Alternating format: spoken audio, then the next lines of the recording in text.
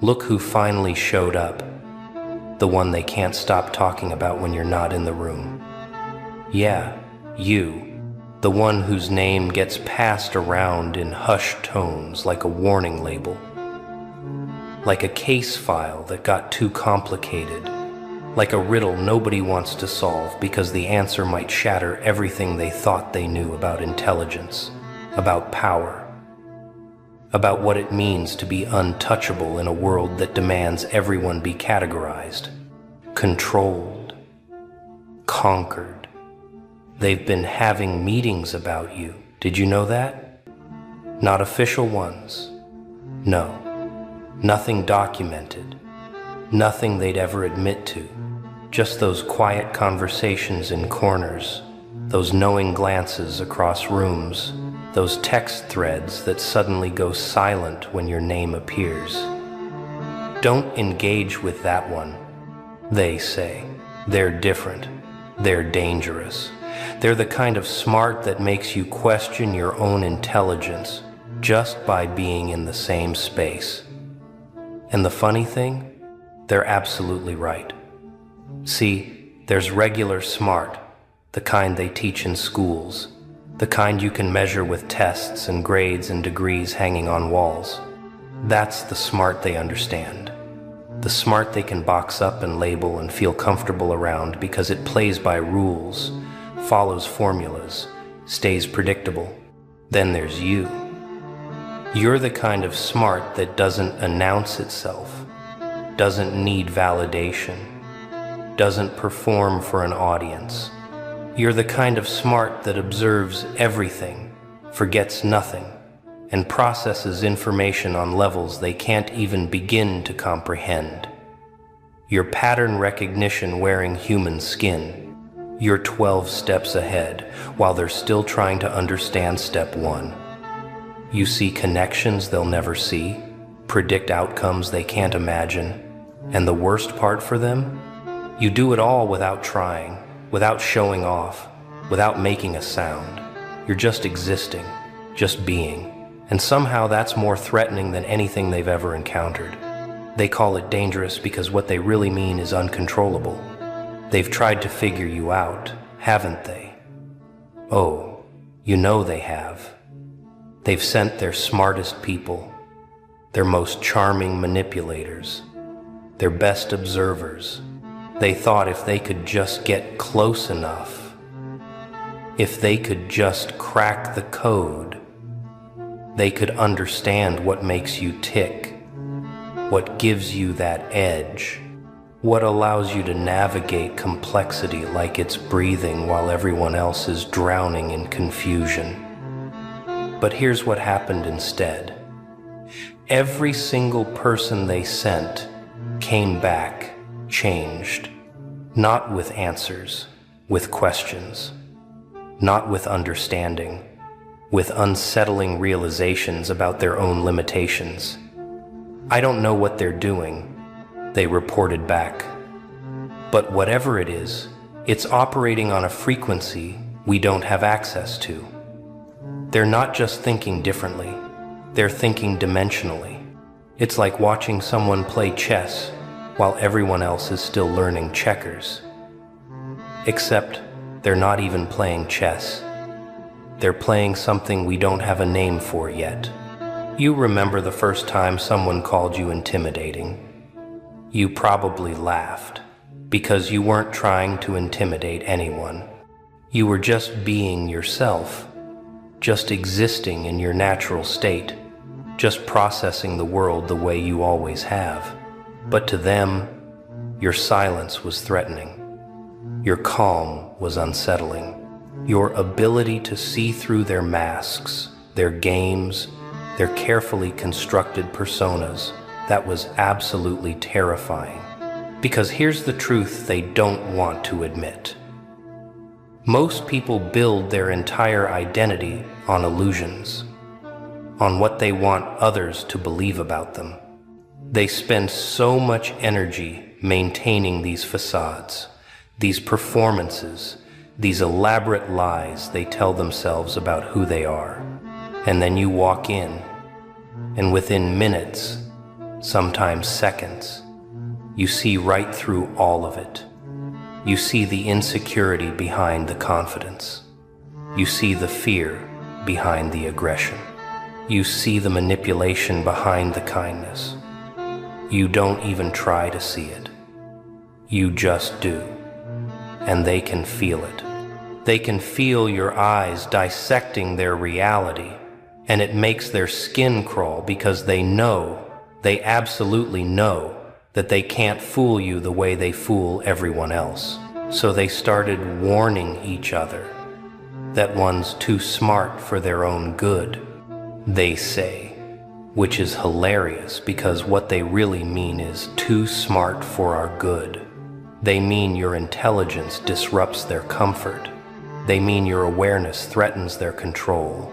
They mean if everyone was as perceptive as you, their whole system of manipulation and social hierarchy would collapse overnight. So they try to make it sound like a character flaw, like there's something wrong with being able to think critically, observe accurately, connect dots that others can't even see exist. They try to pathologize your brilliance because accepting it would mean admitting their own limitations, and their egos simply won't allow that kind of honesty. So instead, they turn you into the problem. Don't engage. They warn. They'll make you feel stupid without even trying. They'll expose your weaknesses without saying a word. They're dangerous. Yes, you are dangerous. Dangerous to lies. Dangerous to mediocrity. Dangerous to anyone who's built their power on keeping others confused, compliant, and convinced they're not capable of seeing what's really happening. But let's talk about what this kind of intelligence actually looks like, because it's not what they show in movies. It's not some genius sitting in a dark room solving impossible equations or spouting off facts to prove how smart they are. No, your intelligence is quieter, deeper, more surgical. It shows up in the way you listen. Really listen. Catching the words people don't say, the micro-expressions that contradict their statements, the patterns in their behavior that reveal their true intentions. It shows up in how you navigate complex social situations without breaking a sweat. How you can read a room in seconds and know exactly who holds real power, who's faking it, who's dangerous, who's harmless, who's lying, who's genuine. You don't need them to tell you. You just know. It's in the way you solve problems that leave others paralyzed. Not because you have some special knowledge, but because you can hold multiple perspectives simultaneously, see all the angles, understand the second and third order consequences of decisions before they're even made, while they're arguing about what to do. You've already mapped out 17 different scenarios and their outcomes. While they're reacting emotionally, you're 3 steps ahead, calm, collected, already adapting to what's coming next. This is what makes them uncomfortable. Not that you're smart, but that you're smart in ways they can't measure, can't control, can't compete with. You don't play their game of intellectual peacocking. You don't need to prove anything. You don't engage in debates to win or to look clever.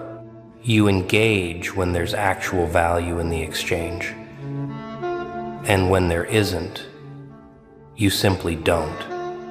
And that restraint, that selectiveness, that drives them absolutely insane.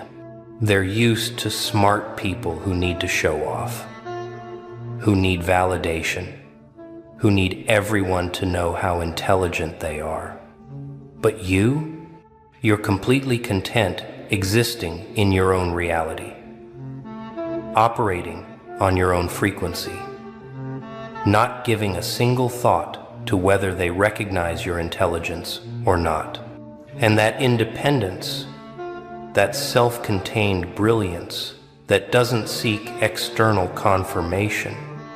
That's the most dangerous thing of all, because it means you can't be controlled through ego.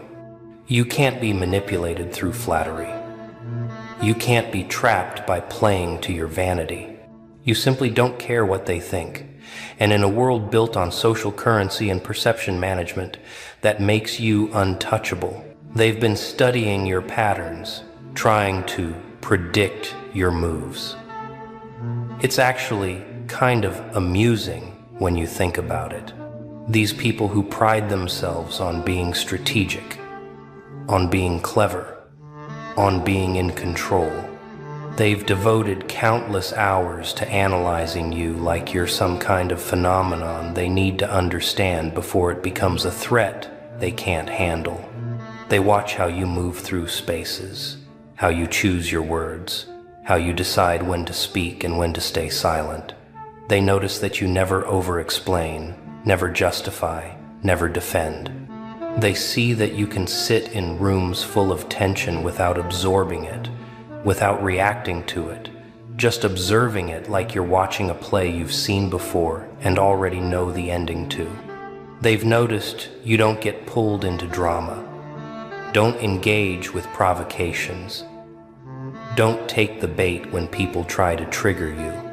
And this confuses them because in their world, everyone has buttons that can be pushed, everyone has weaknesses that can be exploited, everyone can be thrown off balance if you just find the right pressure point, except you. You exist in this maddening state of equilibrium that they can't crack because you processed your triggers years ago. You faced your shadows. You did the internal work they're too afraid to do. And now you operate from a place of clarity they'll never reach because they're too busy running from themselves. Here's what really gets to them, though. You make complex things look simple. They've spent years, sometimes decades, trying to appear intelligent, trying to seem important, trying to convince everyone around them that what they do is incredibly difficult and requires exceptional skill. They use jargon to confuse, complexity to hide incompetence, elaborate explanations to mask simple truths. It's all performance, all smoke and mirrors designed to make them seem more valuable than they are. And then you show up and solve in minutes what took them months.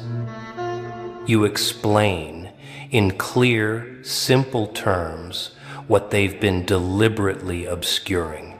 You cut through the noise, eliminate the unnecessary, expose the core truth of any situation with such elegant simplicity that it makes their elaborate performances look exactly like what they are.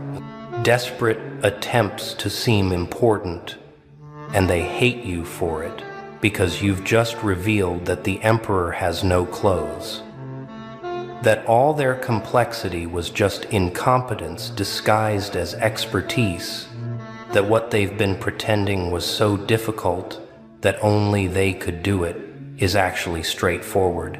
When you strip away the ego and the fear and the need to appear superior. The whispers have been getting louder lately. Have you noticed? The warning's more urgent.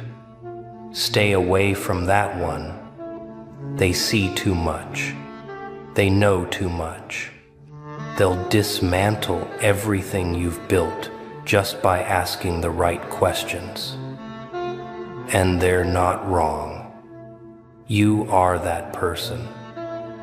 The one who can walk into any situation and within moments identify the real problem everyone's been dancing around. The one who can look at any system and see exactly where it's broken, exactly why it's failing, exactly what needs to change. The one who can spot a lie from across the room, feel manipulation before it's even fully formed, sense danger before it shows its teeth. This isn't paranoia. This isn't anxiety. This is refined perception, pattern recognition that's been honed through experience, through observation, through being underestimated and then proving everyone wrong over and over until you stopped caring about proving anything and just started existing in your power. They call it dangerous because to them, awareness is dangerous. Truth is dangerous. Someone who can't be fooled, can't be used, can't be controlled. That's the most dangerous thing they've ever encountered. You want to know what really terrifies them? It's not just that you're smart. It's that you're smart and you don't need them. You don't need their approval. You don't need their validation. You don't need their platforms or their networks or their permission to exist in your brilliance. You've built your own reality, your own understanding, your own way of navigating the world, and it works better than anything they could teach you. They're used to smart people who still seek their blessing, who still want a seat at their table, who still measure success by their standards. But you looked at their table and realized it was built on lies, maintained through manipulation, and surrounded by people pretending to enjoy a meal that's slowly poisoning them. So you built your own table, and the food is better, and the conversation is real, and the people around it don't have to perform or pretend or hide who they are. And when they see that, when they see you thriving outside their system, succeeding by your own metrics, living in truth while they're suffocating in their carefully maintained illusions, it breaks something fundamental in their worldview. Because if you can do it, if you can be that intelligent and that independent and that fulfilled without them, then what does that say about everything they've sacrificed to fit in? They've started creating rules specifically designed to limit you. Have you noticed that? Not officially, not openly, but those subtle shifts in how things operate, those new policies that seem to come from nowhere, those sudden changes in what's acceptable and what's not. It's all about containment. They can't make you less intelligent, so they try to create environments where your intelligence becomes a liability. They promote mediocrity, reward compliance, celebrate those who follow rather than those who think. They build systems that punish independent thought, that make questioning seem like disloyalty, that turn clarity into controversy. And they hope, they desperately hope, that you'll dim yourself to fit in, that you'll dumb yourself down to be accepted, that you'll trade your dangerous brilliance for comfortable belonging. But here's what they don't understand. You already tried that. You already spent time pretending to be less than you are, playing small, hiding your intelligence so others would feel comfortable, and it nearly destroyed you. Not because you couldn't do it, but because denying your nature, suppressing your gifts, living beneath your capacity, that's a different kind of death. So you stopped. You decided that being alone in your truth was better than being surrounded by people who needed you to lie.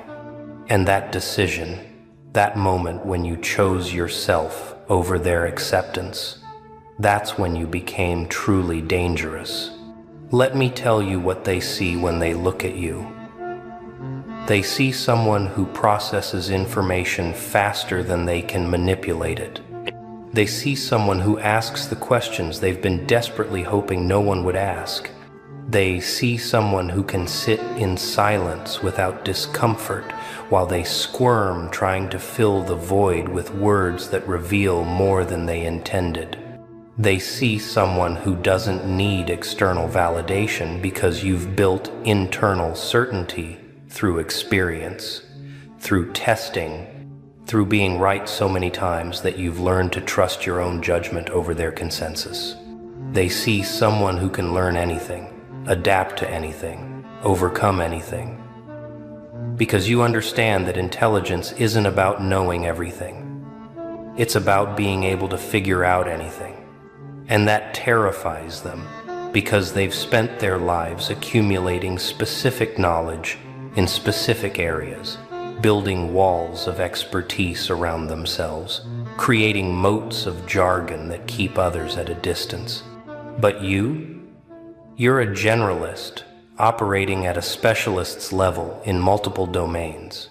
You can walk into their territory and within days, sometimes hours, understand their field well enough to spot the flaws in their thinking, the gaps in their knowledge, the assumptions they've never questioned. You're not better than them at everything, but you're better than them at learning, at adapting, at seeing connections across disciplines that they've arbitrarily separated. And that's worse than being beaten by an expert. That's being outmaneuvered by someone who just showed up. The word on the street, the one they won't say to your face, is that you're the kind of smart that makes smart people feel average. You're the benchmark they measure themselves against and consistently fall short. You're the proof that their intelligence, while real, is limited in ways yours isn't. And this creates a fascinating dynamic because they can't quite hate you for it. You're not arrogant. You're not showing off. You're not making them feel small intentionally. You're just existing in your natural state, and your natural state happens to operate several levels above their maximum capacity. So they're stuck in this uncomfortable space of knowing you're exceptional while desperately wanting to find some flaw, some weakness, some way to bring you back down to earth where they can relate to you, compete with you, feel superior to you in at least one area. But the more they look, the more they realize that your intelligence isn't domain specific. It's not that you're brilliant at math but terrible at reading people. It's not that you're great with abstract concepts but struggle with practical application. You're disturbingly well-rounded. You can switch between logical analysis and emotional intelligence seamlessly. You can be coldly rational when needed and deeply empathetic when appropriate. You can zoom out to see the big picture and zoom in to handle precise details. You're the complete package, and that's not supposed to exist. People are supposed to have weaknesses, blind spots, areas where they need help. But you've turned every weakness into a strength, every limitation into a lesson learned. They're whispering about your ability to read situations before they fully develop.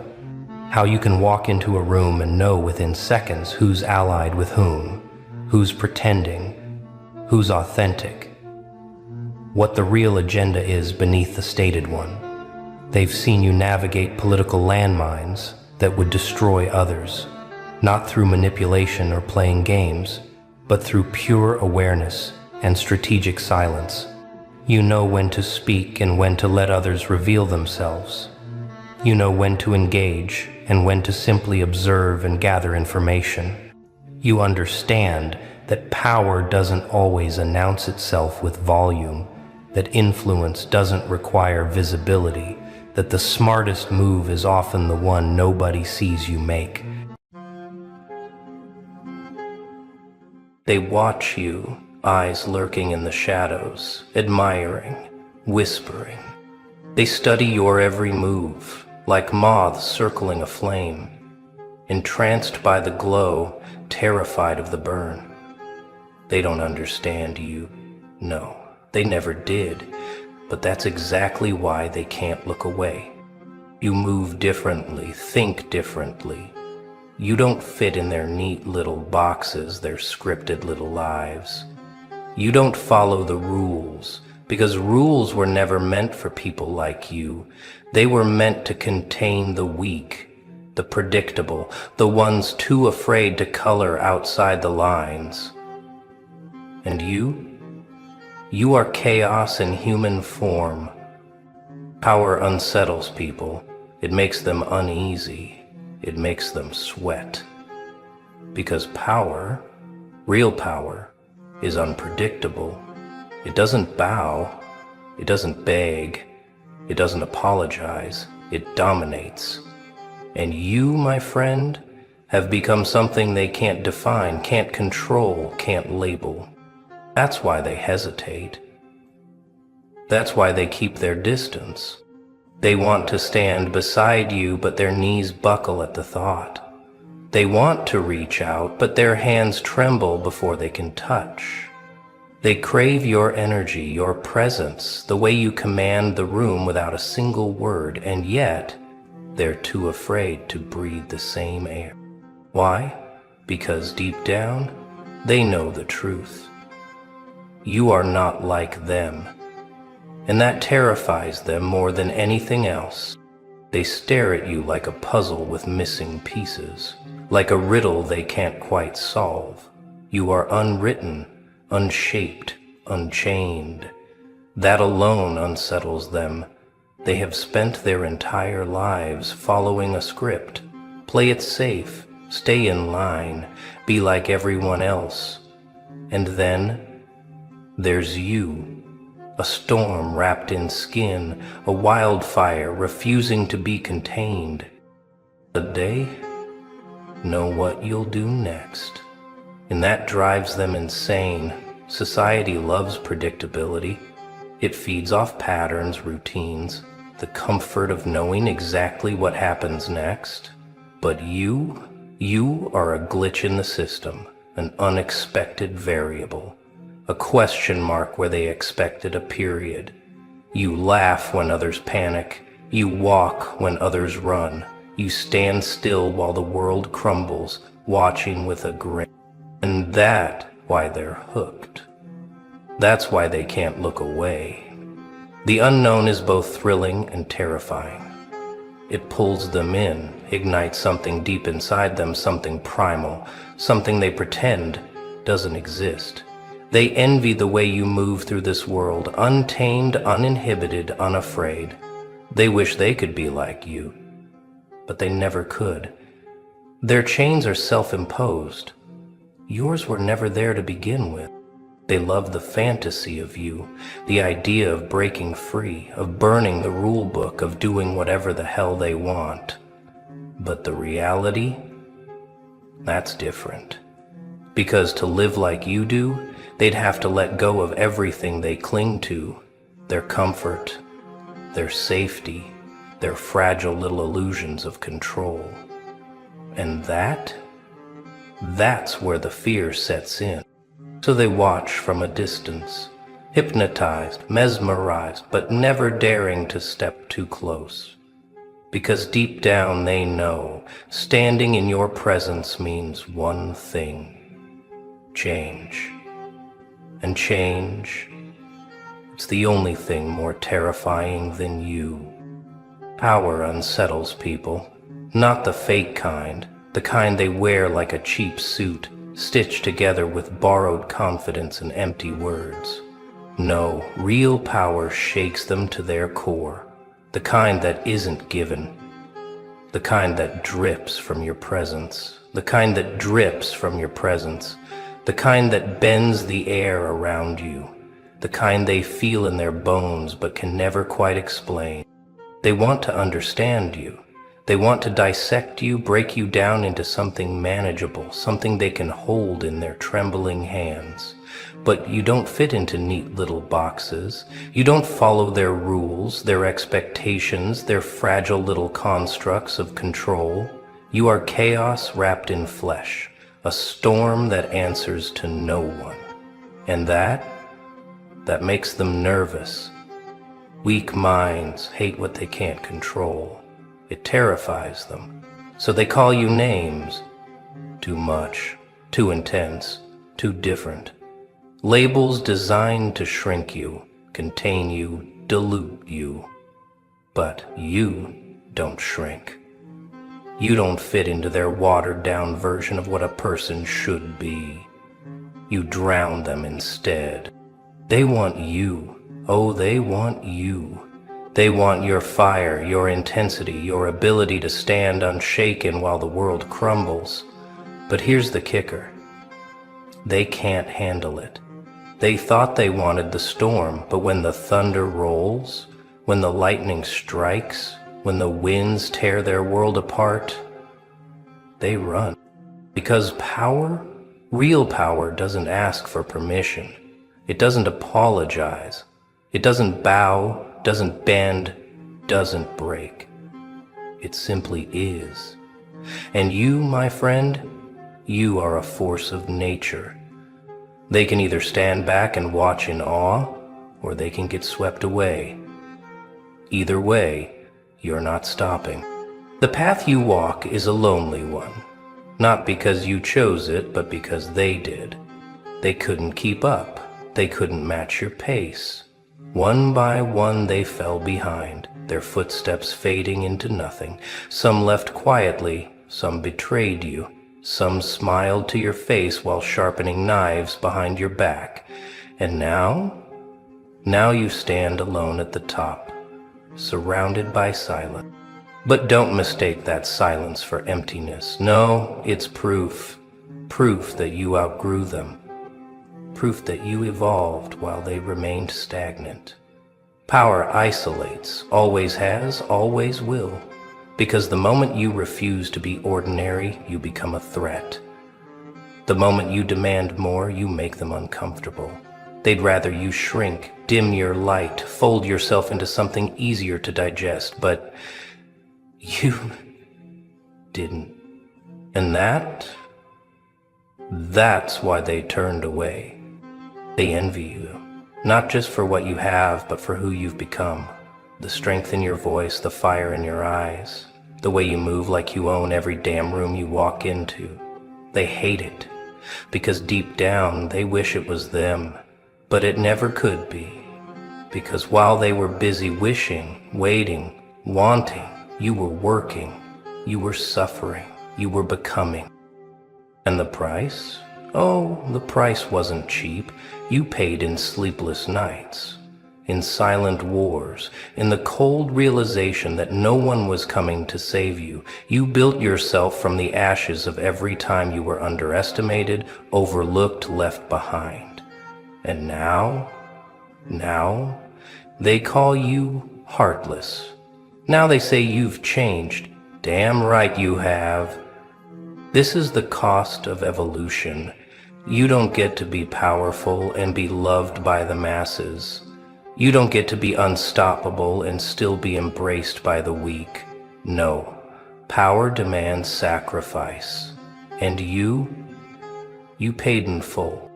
People don't avoid you because of who you are. They avoid you because of what you make them see. You're a mirror, a reflection they cannot escape. When they stand too close, they don't just see you, they see themselves. Every weakness they've ignored, every fear they've buried, every dream they abandoned out of convenience, it all comes rushing to the surface, and they hate it. It's easier to look away, easier to pretend they never saw it, because the moment they acknowledge the truth, they have to make a choice. Change or live knowing they'll never be more. Most people, they choose comfort. They choose denial.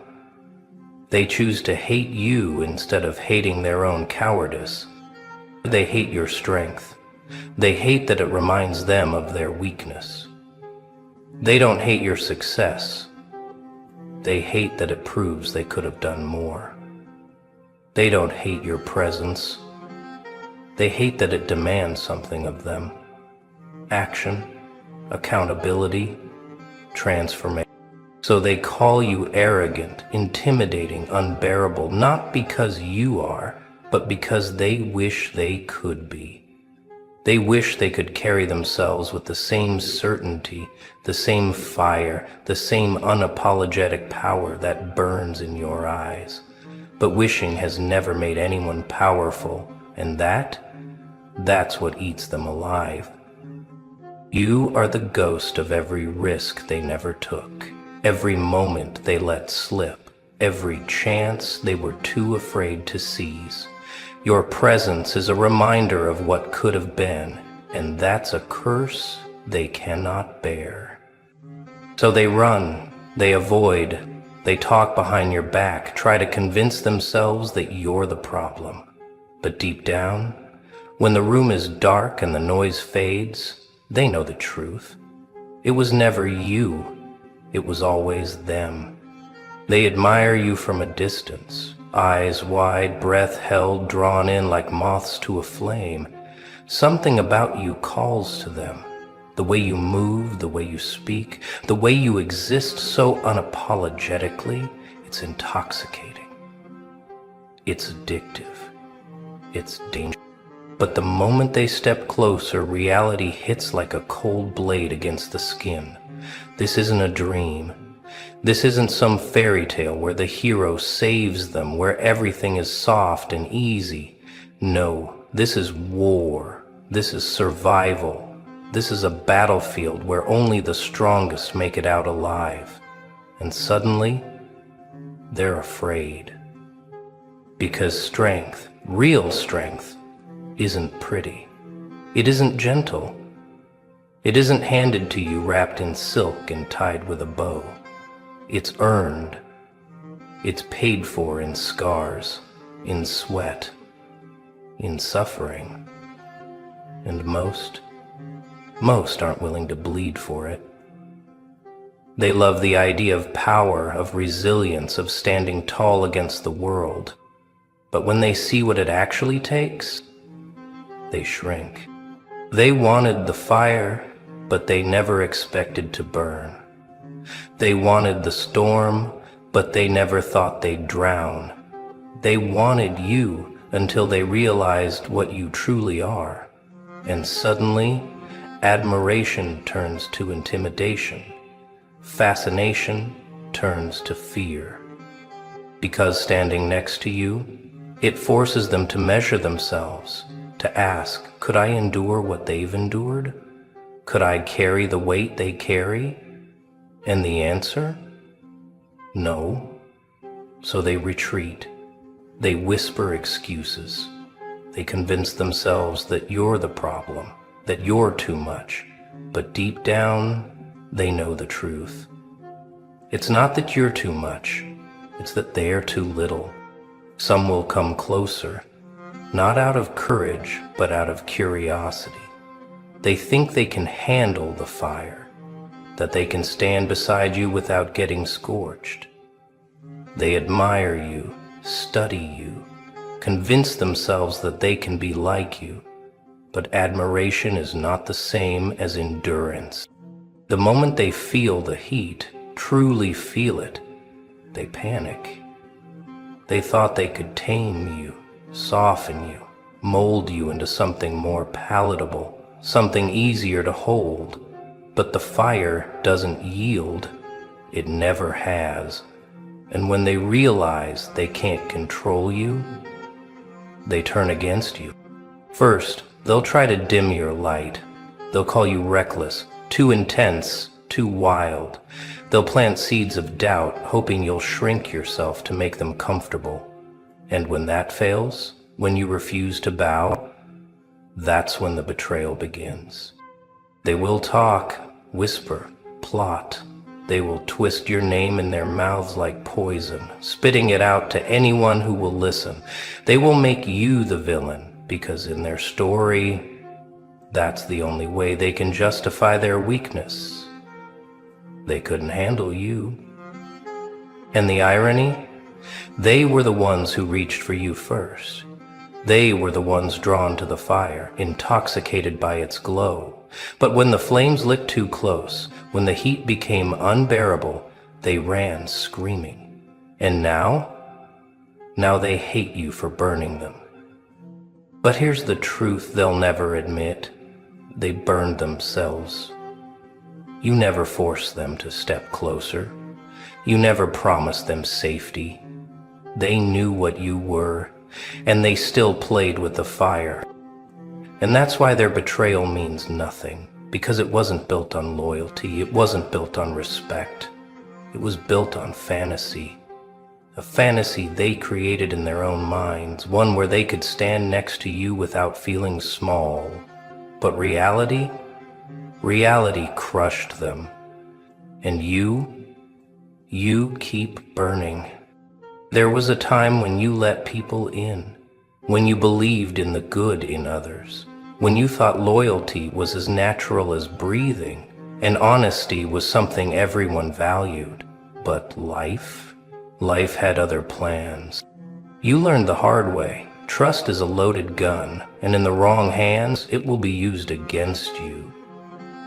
You gave people chances, let them close, showed them the real you, and what did they do? They took advantage.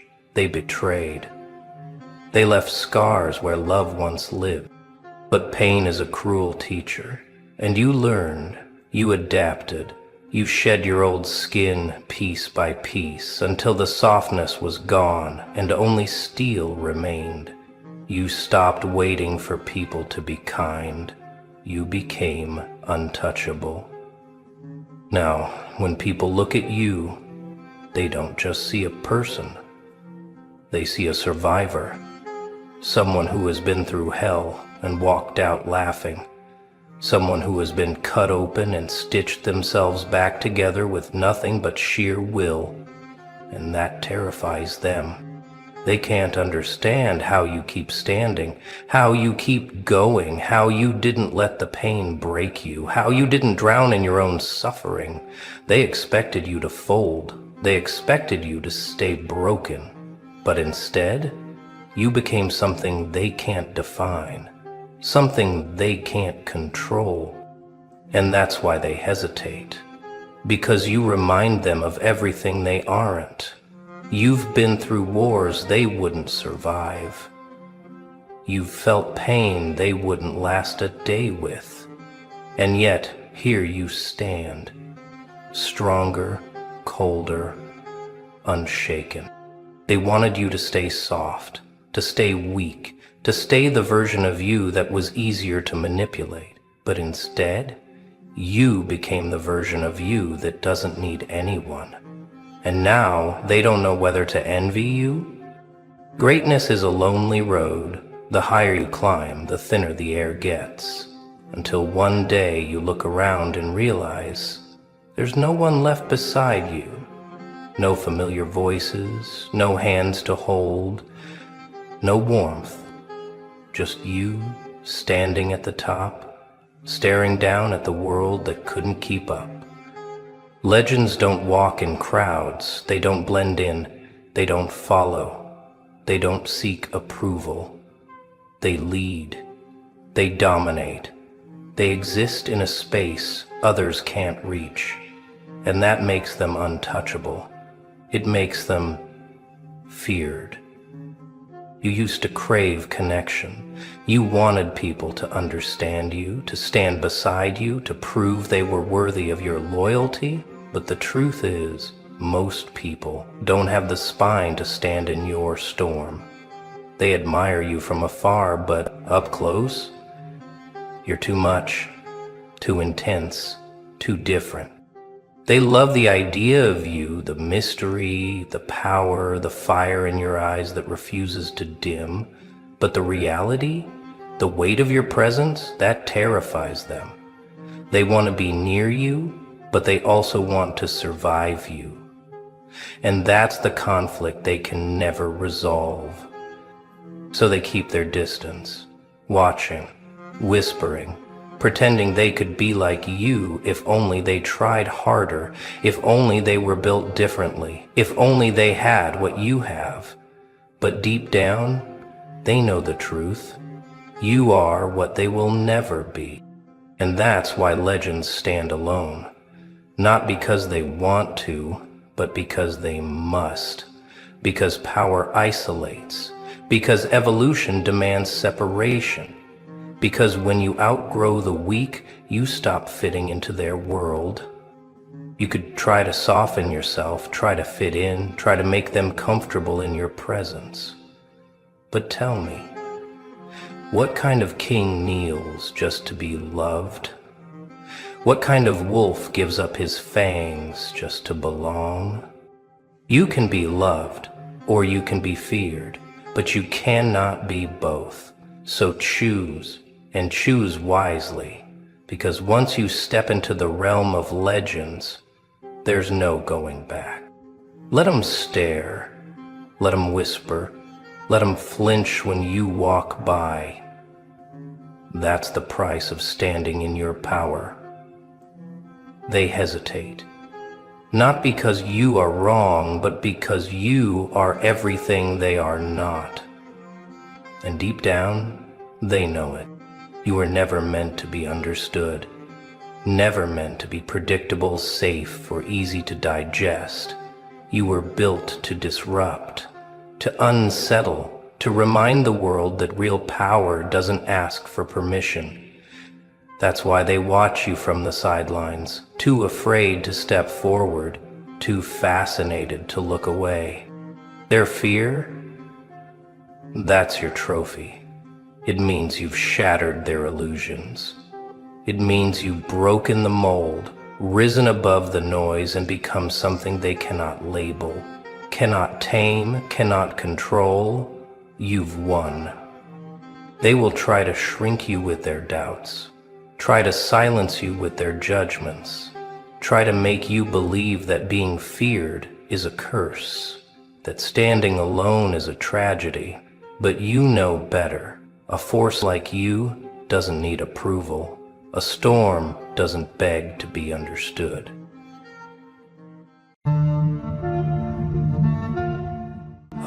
Welcome back, you beautiful, indestructible anomaly. Welcome back to the land of the living, the realm of the untouchable, the frequency where revenge tastes like morning coffee and smells like their regret. Let me ask you something, and I need you to really feel this. Do you remember the moment they served it to you? That poison, that betrayal, that smile with venom dripping between the teeth. Do you remember how it looked like kindness, sounded like loyalty, felt like love, but burned like acid going down your throat? They watched you swallow it too, didn't they? Watched with those dead eyes and fake concern, waiting for you to choke, waiting for you to collapse, waiting for the light in your eyes to finally flicker out so they could step over your body and continue their pathetic little lives. But here's what they didn't calculate.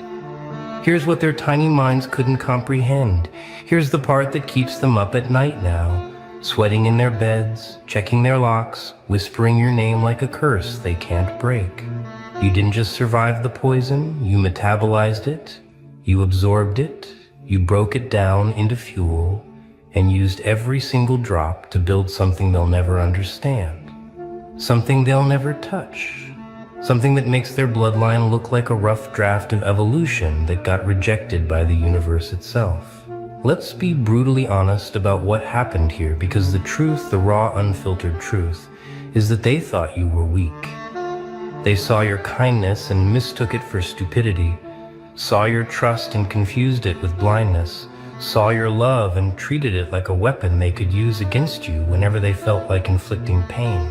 So they crafted their poison carefully, mixed it with just enough sweetness that you wouldn't taste the rot, served it to you on a silver platter of false promises and fake loyalty, and then sat back like scientists observing a lab rat to see how long it would take before you stopped moving. But what they didn't know, what they couldn't possibly know, because they've never been through real fire, is that some souls don't break under toxicity, some spirits don't shatter when betrayed, some beings don't die when poisoned.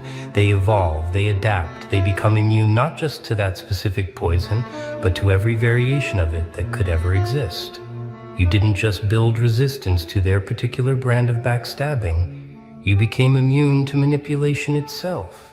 Immune to fake love, immune to pretty lies, immune to the entire bloodline of people who think they can use other humans like disposable tools and walk away clean. Do you understand what that makes you now? Do you grasp the magnitude of what you've become?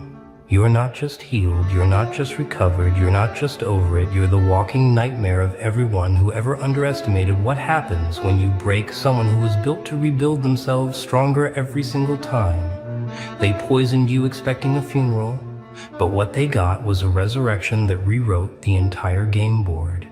Now every move they make, every breath they take, every fake smile they flash at someone new carries the weight of knowing that somewhere out there you exist, untouched by their poison, unbroken by their games, and absolutely untouchable by any version of manipulation they could ever dream up.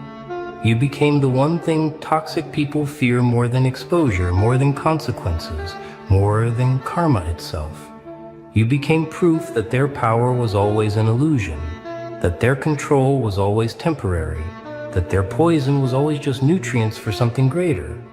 Let me paint you a picture of what they thought would happen after you swallowed their carefully crafted destruction. They expected tears, endless tears, the kind that never stop, the kind that turn into depression, the kind that make you small and quiet and easy to forget. They expected you to fall apart publicly, to have those messy breakdowns they could screenshot and share, to give them proof that they won, that they broke you, that they were right about you being too weak for this world. They wanted to see you beg, wanted to watch you crawl back with apologies dripping from your mouth, wanted you to accept breadcrumbs and call it reconciliation, because that's what broken people do, right? They crumble, they compromise, they convince themselves that maybe they deserve the poison, maybe they asked for it, maybe they should be grateful anyone even bothered to interact with them at all. That's the script they wrote in their heads. That's the ending they filmed before the movie even started.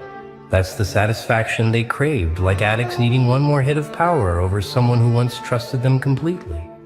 They thought you'd become bitter, twisted, angry in that self-destructive way that keeps people stuck in the same pain loop forever.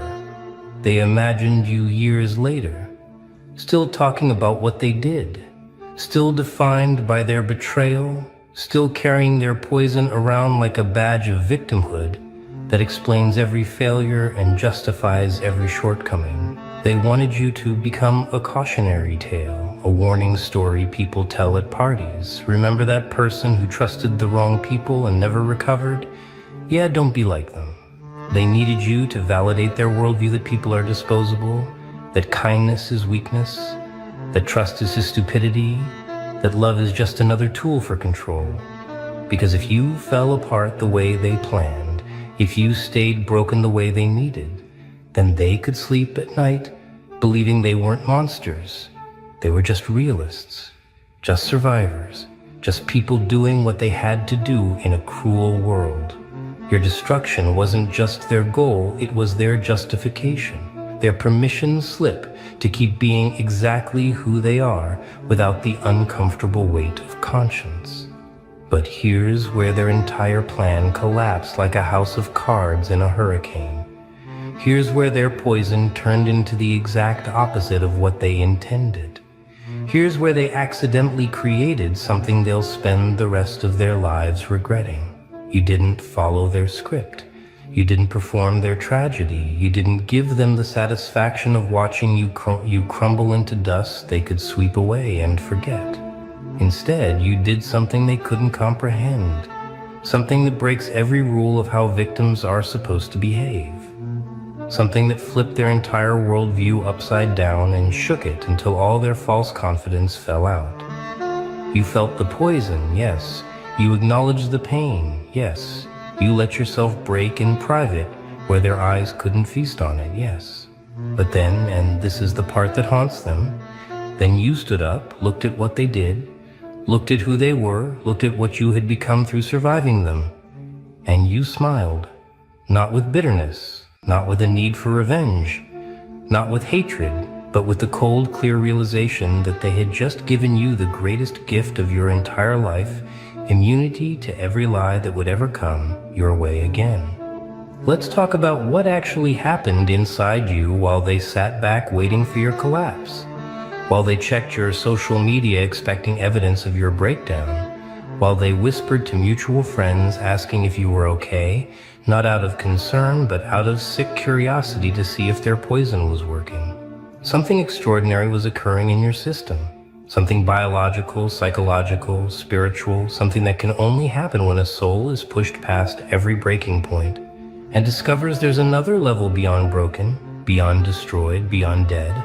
A level where transformation isn't gentle, where healing isn't pretty, where growth comes wrapped in rage and grief and absolute refusal to let their betrayal define you. Your body, your mind, your entire being started producing antibodies, not the medical kind, but the kind that recognize manipulation before it speaks, the kind that detect fake energy before it smiles, the kind that identify poison before it's served. You became a living, breathing lie detector specifically calibrated to the exact type of toxicity they represent. And not just them, but everyone like them, everyone related to them, everyone trained by the same handbook of human disposal. Every sleepless night you spent replaying their betrayal, that wasn't weakness. That was analysis. That was your system studying the patterns, memorizing the signs, cataloging the red flags you missed the first time so you'll never miss them again. Every tear you cried in silence, that wasn't breaking. That was purging. That was your soul ejecting their poison one drop at a time, refusing to let it become permanent, refusing to let their toxicity rewrite your fundamental nature. Every moment you wanted to scream but didn't. That wasn't suppression, that was transformation. That was you learning to transmute rage into power, pain into wisdom, betrayal into boundaries so strong they'll never be crossed again. You weren't just healing, you were upgrading. You weren't just recovering, you were evolving. You weren't just getting over it, you were becoming something they have no framework to understand. Because people like them don't survive what you survived. They don't grow from what you grew from. They don't become what you became. They stay small, they stay toxic, they stay stuck in the same patterns because growth requires pain, and they only know how to inflict it. Never absorb it, never learn from it, never use it as fuel for something greater. The poison they served you, it had ingredients they didn't even know they were adding. Betrayal mixed with your trust created discernment. Lies mixed with your honesty created intuition. Manipulation mixed with your authenticity created boundaries. Abandonment mixed with your loyalty created self-sufficiency. Every toxic element they injected into your life bonded with the opposite quality you carried and created something hybrid. Something stronger than either component alone. Something that makes you simultaneously softer and harder, more open and more protected, more loving and more ruthless.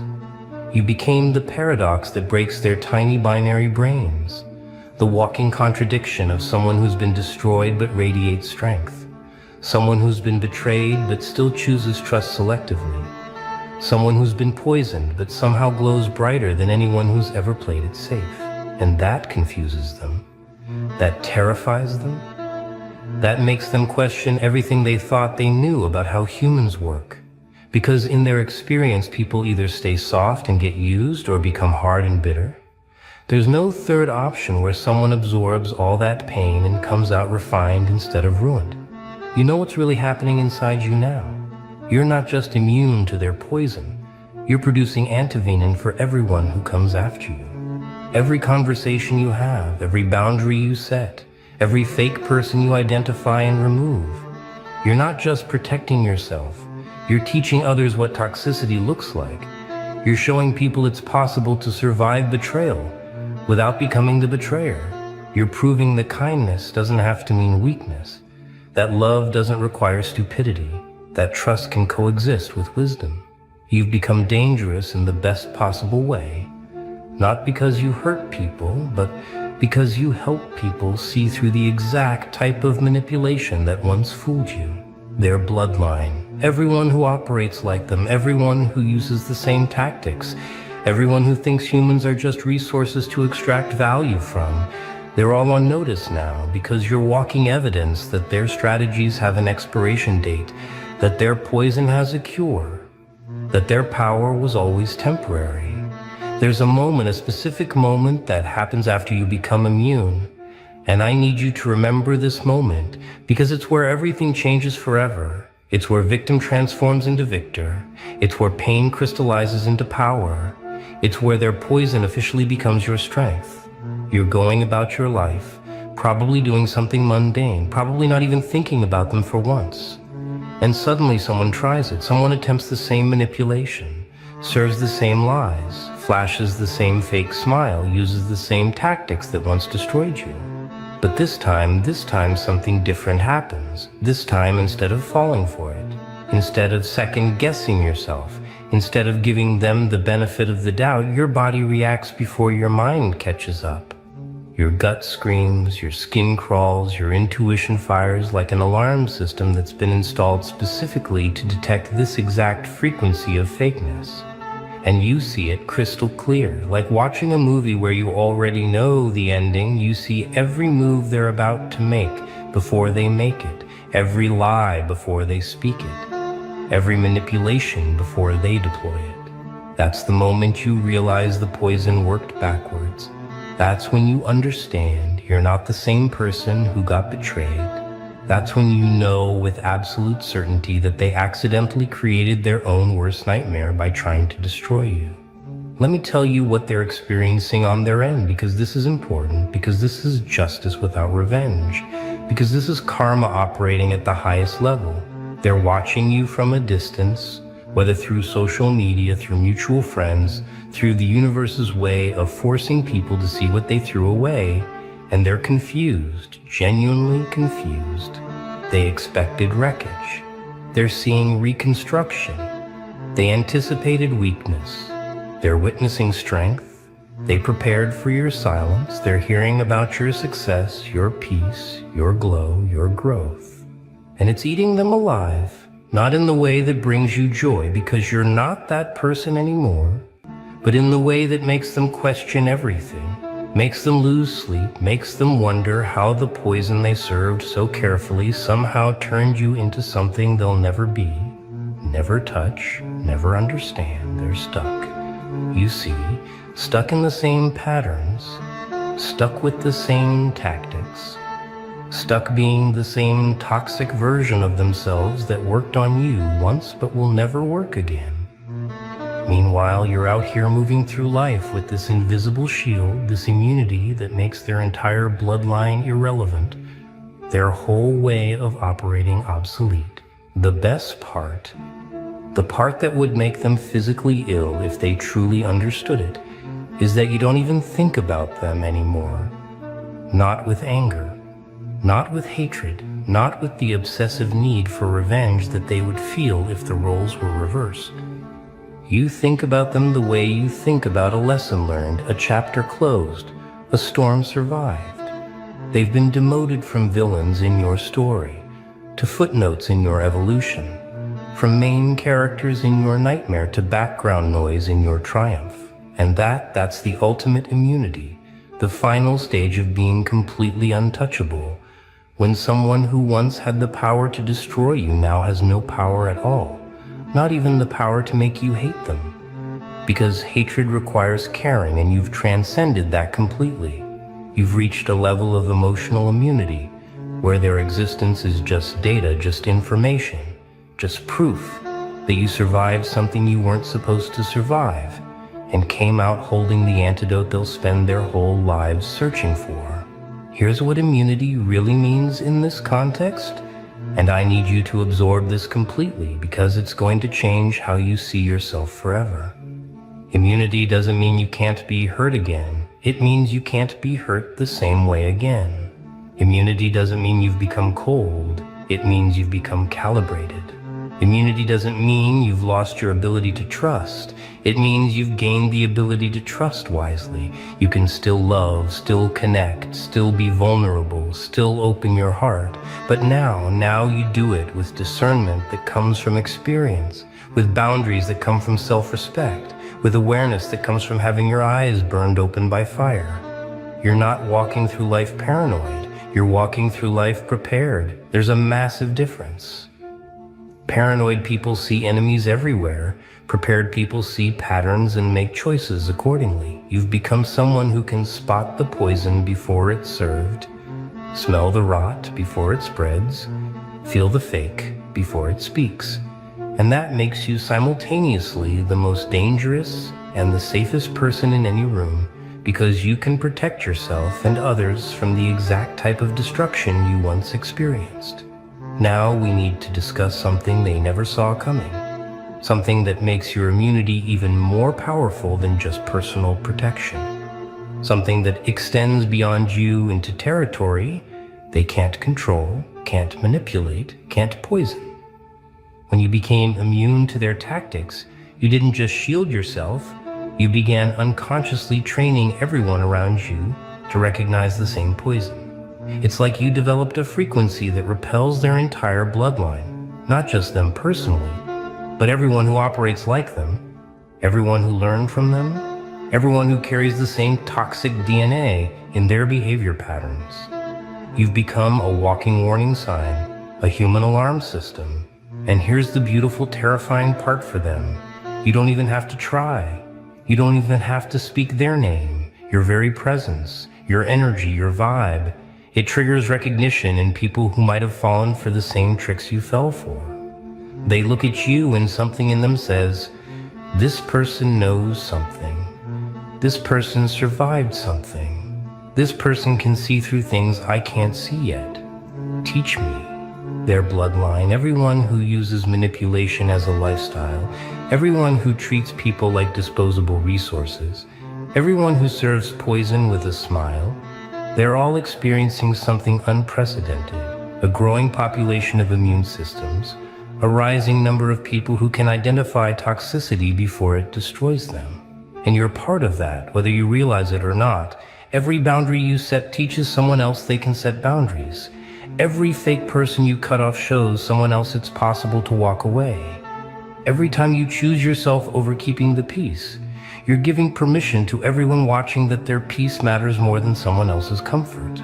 This is what they never calculated, that their poison wouldn't just create one immune person, it would create a movement, a shift, a generation of people who refuse to swallow toxicity just because it's served with pretty words and familiar faces. You're not alone in your immunity anymore. You're part of a growing army of people who ate the poison, survived it, and came back contagious with something they can't cure: self-respect, discernment, boundaries, standards. Let's go deeper into why this bloodline immunity is their ultimate nightmare, why this keeps them awake at night, why they can't just move on to new victims as easily as they used to. See, their game only works in darkness. Their tactics only function when people don't talk about manipulation, when victims stay silent, when everyone pretends betrayal is a private matter that shouldn't be discussed publicly. But you and people like you who've become immune, you're not silent, not in a vindictive way, not in a name-dropping revenge way, but in a pattern-exposing educational way. You talk about red flags, you discuss manipulation tactics, you share the signs you missed, you explain how poison looks like love at first sip. And every time you do that, every time you shine light on their playbook, you're creating more immune people, you're vaccinating others against the same disease that once infected you. Their bloodline depends on ignorance, on people not knowing what emotional abuse looks like, on society normalizing toxic behavior as just how relationships are. But you're breaking that cycle, you're exposing the game, you're teaching people what healthy looks like by showing them what destroyed you looked like. They think they're playing chess, but I flipped the board while they weren't looking. Pieces scattered, rules shattered, and now they're staring at the chaos, trying to make sense of a game that no longer exists. Society loves its little strategies, its careful steps, its predictable moves. Be smart, be calculated, be one step ahead. Ha, what a joke. That's what they tell the sheep. the obedient little puppets who think they're making choices while their strings are being pulled. They worship the idea of slow progress, of inching forward on a board someone else designed. They move their pieces carefully, afraid to make the wrong step. But me? I set the whole damn board on fire. You see, the real power isn't in being ahead of them. No. The real power is in making sure they never even understand where you're standing. You don't play by their rules. You don't wait your turn. And that terrifies them. Because when they finally realize you weren't playing their game at all, it's already too late. The house always wins, not when you burn the damn casino to the ground, not when you flip the tables, smash the machines, and walk out with a grin while they stare at the ruins. See, they built this world like a rigged deck, dealt you a losing hand, and expected you to play along. Expected you to smile, nod, and pray for luck that was never coming. Most people, they don't question it. They wake up, clock in, obey, repeat. Good little players in a game they never signed up for. They march in straight lines, hands tied behind their backs, hoping, just hoping, that if they follow the rules long enough, they'll be rewarded. But you see the wires. You see the trapdoors. You see the sick little joke written into every rule they shove down your throat. And that makes you dangerous. Because once you see the game for what it is, you don't play to win, you play to destroy. You don't take small steps forward like they tell you to. No, no, no. You kick down the whole damn wall. You rewrite the script. You steal the director's chair and turn their masterpiece into a horror story they never saw coming. That's why they hate you, why they whisper about you, why they call you reckless, unstable, out of control. Because they need you to believe the lie. They need you to fear stepping out of line. But you already took the first step. And now, there's no going back. Let them play their little game. Let them bow to the house. You light the match and watch the whole system burn. They like things neat, labeled, contained in little boxes they can stack on their shelves. This one's smart. This one's a failure. This one, dangerous. That's how they sleep at night, convincing themselves they've figured you out. But what happens when the box refuses to stay closed? When the label peels off and reveals something they never expected? That's when the fear kicks in. You don't move in patterns. You don't follow the script they wrote for you. And that drives them mad. People fear what they understand just enough to think they can control, but can't. They try to track your next move, but by the time they blink, you're already somewhere else. Somewhere they never even imagined. And that's the kind of chaos they can't prepare for. They like their storms to be predictable, a warning, a timeline, a moment to take shelter. But you are the kind of storm that rips through in the dead of night without a whisper of warning, no forecast, no mercy. By the time they see the destruction, you're already gone, laughing at the wreckage in your wake. They call you reckless because they can't see the map in your mind. They call you insane because they don't understand your method. But that's the beauty of it, isn't it? They only fear what they can't predict. And they'll never predict you. They think they're chasing you, like if they run fast enough, think hard enough, they'll eventually reach your level. Fools. They don't realize the road they're on doesn't lead to you. It leads to a cliff. And by the time they figure it out, they're already falling, screaming, begging to understand. But you're not even there anymore. You left them behind long before they ever started running. The gap between you and them isn't just distance, it's a black hole. A bottomless abyss where their logic, their rules, their fragile little reality collapses into nothing. They scream across the void, trying to make sense of you, trying to drag you back to their level. But why would you return to a world that never understood you? A world that feared you the moment you refused to be ordinary. They measure life in steps, in promotions, in milestones. But you measure life in dimensions. While they take their slow, pathetic little steps forward, you've already rewritten the laws of the game. By the time they reach where they thought you'd be, you've built an empire in a place they don't even have the eyes to see.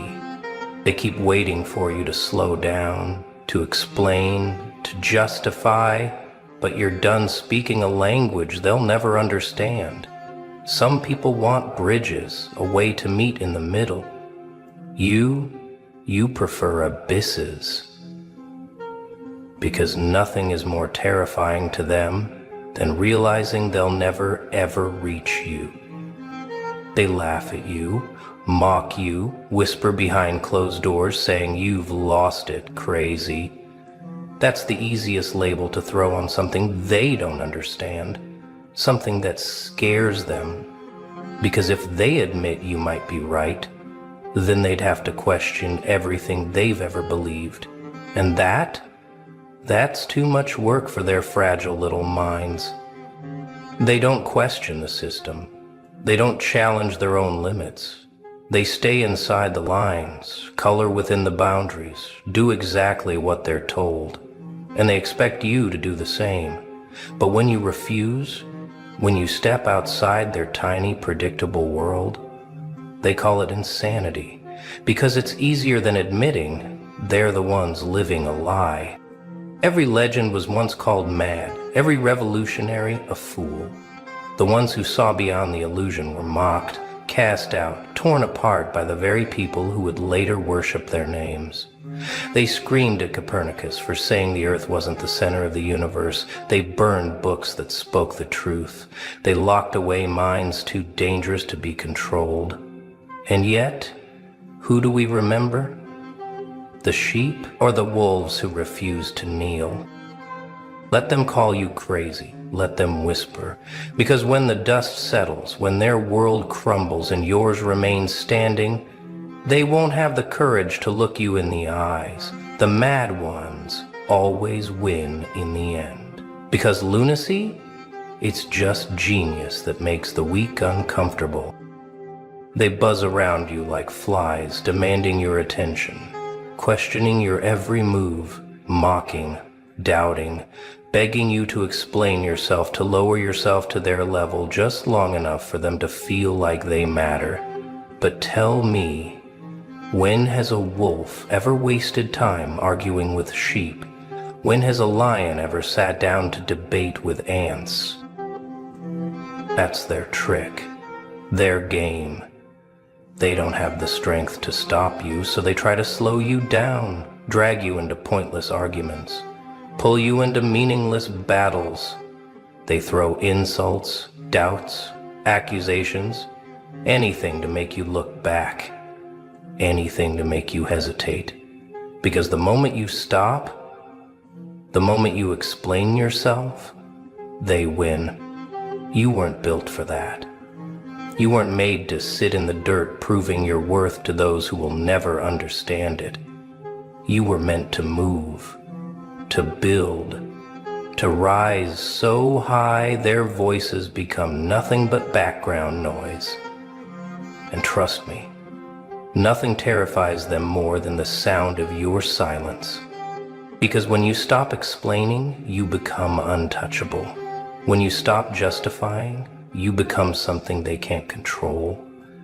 And when they finally realize they were never your equals to begin with, that's when the fear sets in. Because wolves don't argue with sheep, they just devour. They love their little steps, their tiny, predictable progress, one foot in front of the other, waiting patiently for success to bless them like some divine reward. But you don't have time for breadcrumbs. You don't have the patience to play their pathetic little waiting game, because success isn't for those who take steps. It's for those who take the leap while everyone else is still tying their shoes. They measure life in inches, in cautious movements, in safe decisions that keep them exactly where they are. But you see beyond the map they've been given. You don't follow roads. You carve them into existence. And by the time they realize where you've gone, you're already somewhere else. Somewhere they can't reach. Somewhere they can't even imagine. They think success is linear, that it's a staircase, a slow and steady climb toward the top. But here's the truth. The ones who truly make it don't climb. They don't wait for permission. They jump. They break the system. They disappear from the old world and reappear in a new one, leaving everyone else gasping for air, scrambling to catch up. They take steps, you take dimensions. They play checkers while you're rewriting the rules of reality. And that's why they'll always be behind, always looking up, always wondering how the hell you got there. They beg for a reaction. They poke, they prod, they try to get under your skin. They want proof that their words have weight, that their presence matters. But you sit there, unmoved, unbothered, watching them scramble, watching them sweat, watching them desperately try to decode the silence. They don't understand. Silence is a weapon sharper than any insult, heavier than any threat. It makes them restless. It makes them doubt themselves. When you speak, they have something to push against, something to fight, to counter, to challenge. But when you go quiet, their own minds become their worst enemy. Their paranoia eats them alive. They don't fear noise. They fear the unknown. They fear a king who doesn't explain himself. They fear a player who moves without announcing his next step. Because silence, that's the language of power. That's the sound of someone who doesn't need validation. And when you stop talking, stop explaining, stop justifying, that's when they realize you were never on their level to begin with. Let them run their mouths, let them waste their breath, and then, when the moment is right, make your move. A move so brutal, so precise, so undeniable that it doesn't need an explanation. No warnings, no announcements, just results. Because a king doesn't argue. A king speaks in moves, not word. They spent their days strategizing, planning, obsessing over every move you made, watching, studying, whispering among themselves, convinced they could crack your code. They thought it was a race, a competition, a battle they still had a shot at winning. But what they never realized is that you were never running the same race. You were never even in their pathetic little game to begin with. They played by the rules, followed the manual, took their slow, careful steps, believing that if they just tried hard enough, they could catch up. But then comes the moment, the gut-wrenching, stomach-dropping moment when it finally clicks, when they look up, searching for you on the same path and realize you're gone. You disappeared into a world they never even knew existed.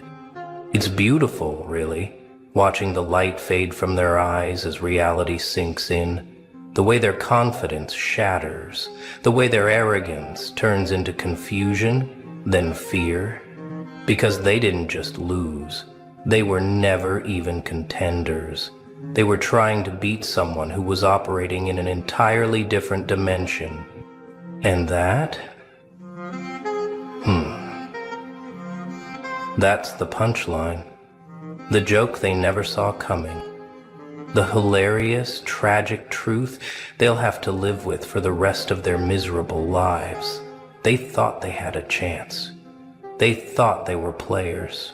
But the only thing they ever were was a part of your story. A footnote in a game they were too blind to understand. They thought they were closing in, that any second now they'd figure you out, pin you down, expose your secrets, but the joke's on them because you were never playing their game, never following their rules, never bound by their pathetic little reality. They weren't chasing you, they were chasing an illusion, a mirage that disappeared the moment they reached for it. They sat around, scheming, plotting, convincing themselves that they were just one step away from understanding you. But how do you understand something that was never meant to be understood? How do you catch a storm? How do you outmaneuver a ghost? They thought you were ahead, but you were never even in the race. You were something else entirely. The ones who laughed at you, the ones who called you insane, look at them now. Still stuck in the same cycle, still bound by the same limits, still following the same tired rules that you shattered and left in the dust. And you don't even think about them anymore. You don't even glance back. Let them talk. Let them gossip. Let them pretend they still have a chance, because in the end, the last laugh isn't just yours. It's eternal. They'll spend their lives trying to figure out where you went, how you did it, how you disappeared into a world they'll never touch. And you'll keep moving, keep evolving, keep building new dimensions, while they struggle to understand the one they were born into. That's the real joke, the final twist, the masterpiece they never saw coming. You never escaped their system because you were never part of it to begin with.